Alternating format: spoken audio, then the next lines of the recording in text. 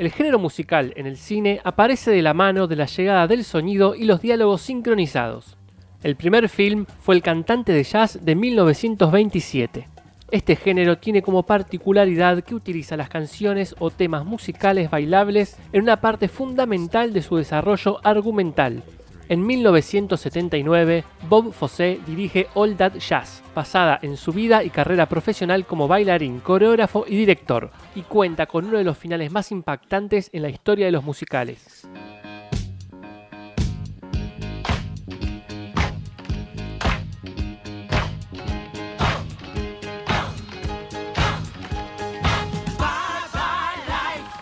En 1982, Alan Parker lleva adelante la adaptación de la ópera rock The Wall junto a Pink Floyd, que con sus metáforas y simbolismos no tardó en convertirse en una película de culto. Además, contó con impactantes escenas animadas a cargo de Gerald Scarfe.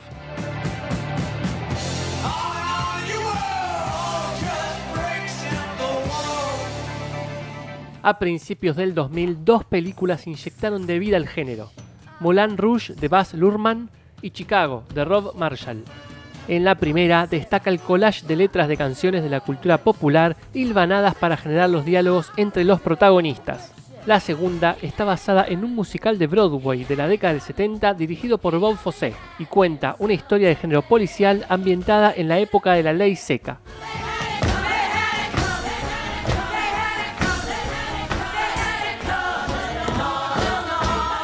Cerramos este repaso con una película de 2019, la lisérgica Rocketman de Dexter Fletcher, que retrata la vida de Elton John.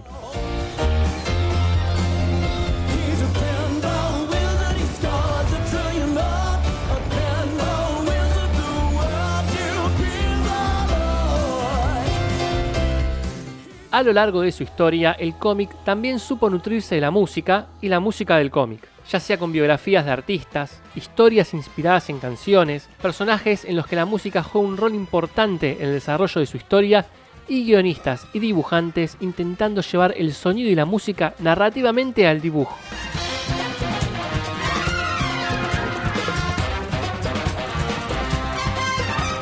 Ya estuvimos hablando de la biografía de Bowie de Mike Allred. En este apartado también destacamos Voodoo Child, biografía de Jimi Hendrix en los exquisitos lápices de Bill Sienkiewicz. Jim Morrison, el poeta del caos, de Frederick Bertocchini y Jeff, que retrata pasajes de la vida del excéntrico cantante de The Doors, y Cita Rosa, donde Rodolfo Santulo y Max Aguirre dramatizan anécdotas de su vida, su música, la política, entre otras, realizados a partir de entrevistas del artista uruguayo. Pero elegimos para este informe hablar de Billie Holiday, de la dupla argentina de José Muñoz y Carlos Zampayo. Los creadores de Laxiner nos cuentan la historia de un reportero al que le encargan un informe sobre la cantante por los 30 años de su muerte. Pero él mismo ni sabe quién es, por lo que se pone a investigar, y lo primero que encuentra son las miserias y altibajos de la vida de la cantante, sus problemas de adicciones, de amores, su traumática adolescencia y todos los títulos que la prensa le adjudicaba, eclipsando sus cualidades vocales, su dominio del swing y la intensidad de sus interpretaciones, fruto de las heridas que la vida le infligió desde una edad temprana y que la convirtieron en una de las voces femeninas del jazz más importantes e influyentes del siglo XX. A Billie la perseguían por el color de su piel, por ser mujer y por alzar su voz para denunciar el racismo, y encontraban en sus tentaciones los huecos legales para prohibirle presentarse a cantar o encerrarla. En medio de idas y vueltas entre el presente de la investigación periodística y los pasajes de la vida de la cantante, aparece otro protagonista que toca tangencialmente su historia, el mismísimo Laxiner.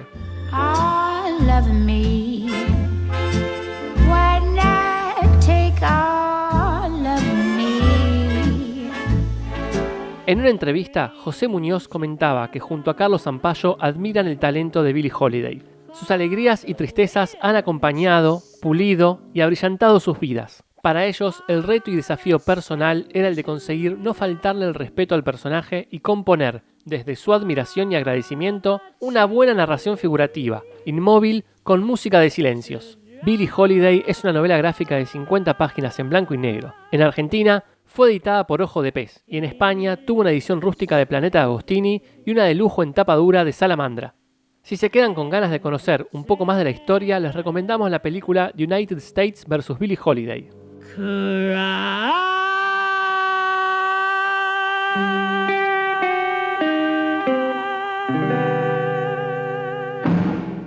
En nuestro top 5 de cómics de Image ya estuvimos hablando de The Weak plus The Divine, donde la música juega un rol fundamental en la historia y hasta los personajes están basados en íconos del rock y del pop. La idea de utilizar la música como habilidad especial o poder de su protagonista también fue usada en Kiss Psycho Circus. Todd McFarlane le encargó a Brian Holguin y Ángel Medina esta serie donde presentan a la banda de rock norteamericana como seres sobrenaturales. McFarlane después también aprovecharía para sacar unas hermosas figuras de acción de la banda. La serie de Black Canary, escrita por Brendan Fletcher con dibujos de Annie Wu y Cameron Stewart, surgió de la movida de DCU que intentaba revitalizar algunos personajes después del reboot de New 52. Y se les ocurrió algo que nadie había hecho: convertir a Dinah Lance en la frontwoman de una banda de punk. Algo que parecía muy lógico teniendo en cuenta que sus poderes están relacionados con sus cuerdas vocales supersónicas. Y los autores la llevan de gira teniendo frenéticas batallas arriba del escenario. En 2015, IDW licencia el cómic de Jem and the Holograms, la famosa serie de dibujitos de los 80, y Kelly Thompson y Sophie Campbell llevan adelante la serie con glam rock y puestas de página muy dinámicas y enérgicas. Pero vamos a centrarnos en Phonogram, precursora de Weak plus The Divine y que puso en escena a Kieron Gillen y Jamie McKelvey. David Cole es un fonomante, que son magos que utilizan la música como medio de canalizar sus hechizos. En el primer volumen descubrimos que David era un devoto de Britannia, la diosa del Britpop, pero esta murió hace 10 años. Una serie de sucesos los llevan a buscarla y descubrir la verdadera causa de su muerte. En el segundo volumen vemos una noche en una discoteca llena de fonomantes, desde el punto de vista de distintos personajes. En el tercer volumen retoman la historia de un personaje del volumen anterior que vendió su alma a cambio de poder y ahora le llegó el momento de pagar su deuda. Gillen y McKelvey derrochan rastros de letras, canciones y referencias a artistas del Britpop a lo largo de toda la historia. Inclusive agregan un glosario al final de cada tomo recopilatorio para entender mejor las referencias y hasta armar un playlist de canciones para acompañar la lectura de la serie.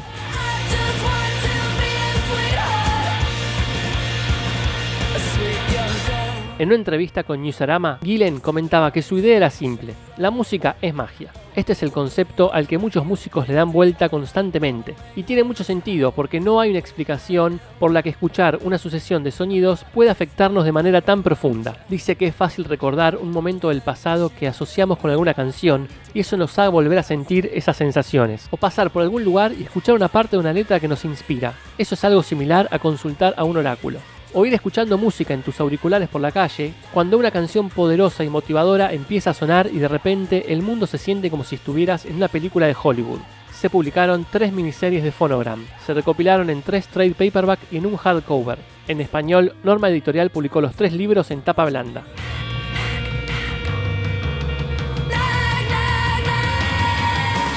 En nuestro especial de Alcatel y Masitelli recorrimos parte de la vasta obra de estos grandes autores argentinos, que fanáticos de los Beatles le rindieron homenaje en Shankar. En una de sus últimas aventuras, el protagonista visita Londres, y allí se encuentra con The Warlords, The Eggman, la Lonely Hearts Club Band del Sgt. Pepper y otros personajes que nacen en letras de los Fantastic Four de Liverpool. Incluso, Shankar tiene un encuentro místico con John Lennon, Paul McCartney y George Harrison. Varios escritores y dibujantes se inspiraron en letras musicales como Alcatel y Masitelli para desarrollar sus historias. En 1994, Neil Gaiman y Michael Sully nos traen The Last Temptation, que basa su historia en el disco homónimo de Alice Cooper, quien interpreta a un personaje místico con habilidades sobrenaturales. La historia de Gaiman se complementa con las letras y música del álbum y viceversa. En Bob Dylan Revisited, 3 artistas europeos se juntaron para escribir y dibujar una historia cada uno basada libremente en una letra de alguna canción del famoso cantautor. Entre otros, firman historias Lorenzo Mattotti y Dave McKean.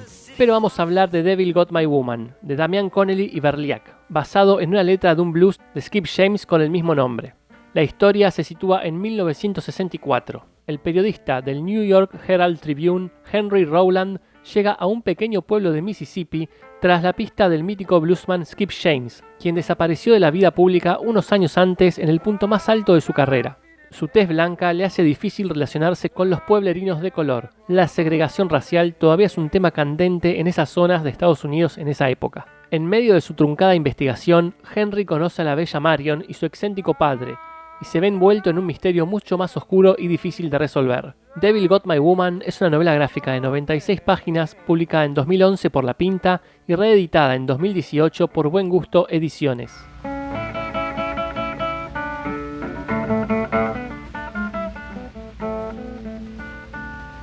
Uno de los primeros cómics que se viene a la mente al pensar en personajes que tengan una banda musical es Scott Pilgrim de Brian Lee O'Malley. Esta característica de los protagonistas no solo ayuda en el desarrollo de sus personajes, sino que el autor experimenta con la narrativa para hacer que la música salga de sus viñetas. Y además tuvo una adaptación cinematográfica de la mano de Edgar Wright que vale la pena ver una y otra vez.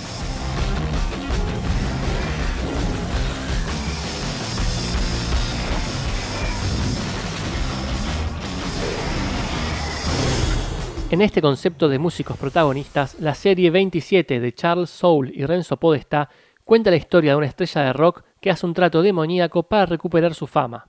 Y en su novela gráfica Tricked, Alex Robinson también narra la historia de una estrella de rock retirada en busca de recuperar la inspiración que lo devuelva a la fama, que se ve entremezclada con la vida de otros 5 personajes.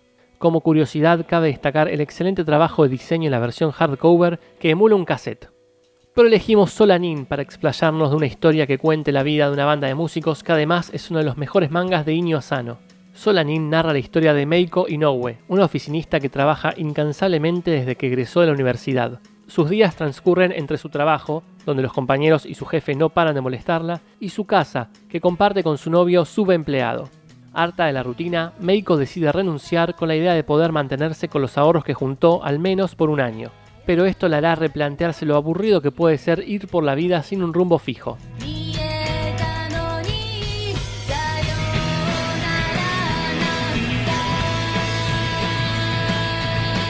Este manga es una de las obras más personales y realistas de Asano, que no casualmente lo erigió como uno de los representantes más emblemáticos de su generación. La crítica valoró el realismo de la trama a la hora de plasmar la frustración de los sueños de juventud, el cuestionamiento de la felicidad y la incertidumbre ante los cambios que depara la vida. Asano logra condensar todos esos sentimientos y plasmarlos en el manga y llega a un clímax en las escenas del concierto de la banda con el detalle en las expresiones y las puestas de página. Solanin se publicó originalmente en la Weekly Young Sunday y luego se editó en 2 tomos. Actualmente se consigue la edición integral Kansenban editada en Argentina por Editorial Ivrea. El manga también tuvo una adaptación cinematográfica en Japón en 2010 dirigida por Takahiro Miki.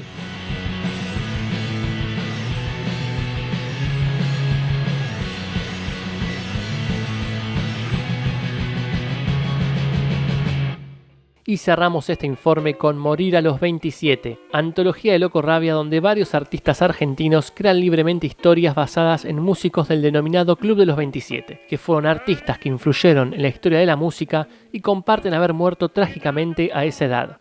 Alejandro Farías y Marcos Vergara nos traen un relato inspirado en la vida de Robert Leroy Johnson, conocido como el rey del blues del Delta, y de quien se especulaba que había vendido su alma al diablo en un cruce de carreteras para convertirse en el mejor bluesman del mundo. Fue el primero de la lista del Club de los 27 en fallecer en circunstancias extrañas. Matías Gianportone se inspira en reflexiones de Jimi Hendrix para su historia, quien a pesar de que su carrera profesional solo duró 4 años, es considerado uno de los guitarristas más influyentes de la historia del rock.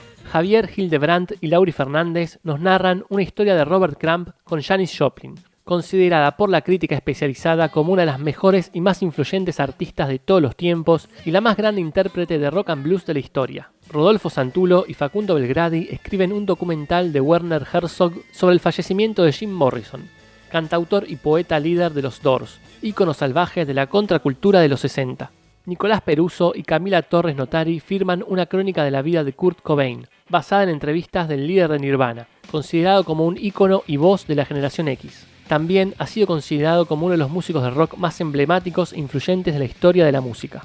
Alejandro Farías, junto a Ciervo y Antonio Acevedo, recorren el difícil camino de Rodrigo Bueno desde sus inicios hasta popularizar el cuarteto cordobés. Damián Connelly y Nicolás Brondo cierran esta antología escribiendo una ficción protagonizada por una fan de Amy Winehouse, inspirada en una de sus canciones. Amy fue la última artista hasta la fecha en ingresar en el Club de los 27 e interpretó diversos estilos como jazz, R&B y ska. El poder expresivo de su voz la convirtió en una intérprete inolvidable. Morir a los 27 es una antología de 190 páginas en blanco y negro, publicada por Loco Rabia. La edición cuenta también con breves biografías y las discografías de cada artista.